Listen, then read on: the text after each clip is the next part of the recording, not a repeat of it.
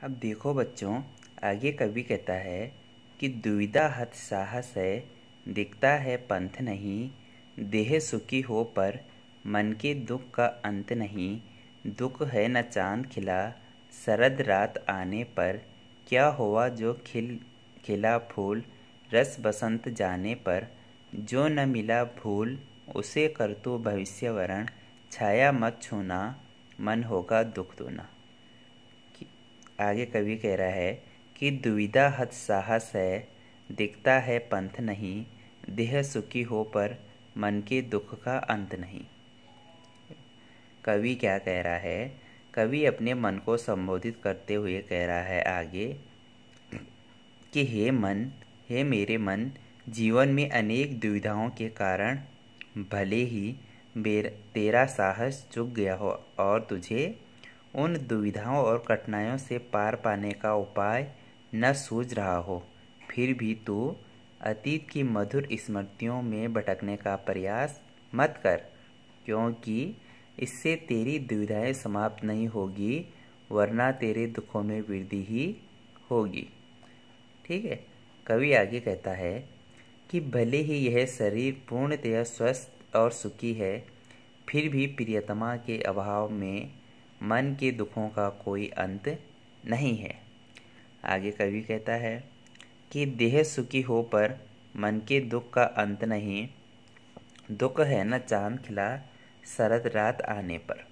कि आगे कवि कहता है कि शरद ऋतु आ गई है, आसमान भी स्वच्छ है, किंतु फिर भी चांद नहीं दिख रहा है। इसका तुम्हें अत्यधिक दुख है, अर्थात तुम्हारा प्रियतमा रूपी चंद्रमा आज भी उपस्थित नहीं है, इसलिए तुम्हें अपार दुख है, बहुत ज़्यादा दुख है। आगे कवि कह रहा है, क्या हुआ जो फूल रस बसंत जाने पर। जो न मिला भूल उसे कर तू भविष्य वरण। छाया मत छूना मन होगा दुख दूना। कि आगे कवि कह रहा है कि संभवतः कवि क्या कर रहा है, अपनी प्रियतमा के जीवित रहने पर उसे प्यार दुलार नहीं दे पाया हो। ठीक है।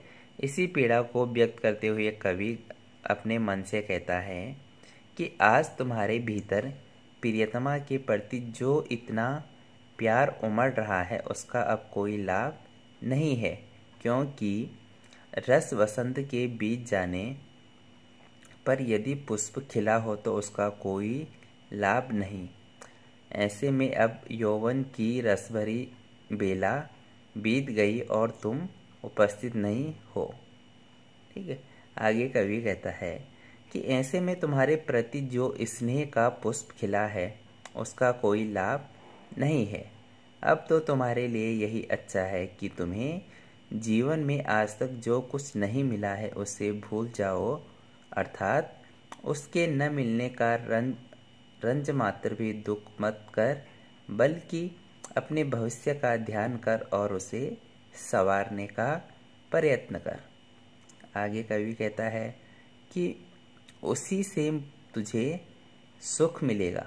अतीत की स्मृतियों को याद करके तुझे कुछ नहीं मिलेगा, वरना उससे तो तेरे दुखों में वृद्धि ही होगी, अतः तो उनका स्मरण न कर।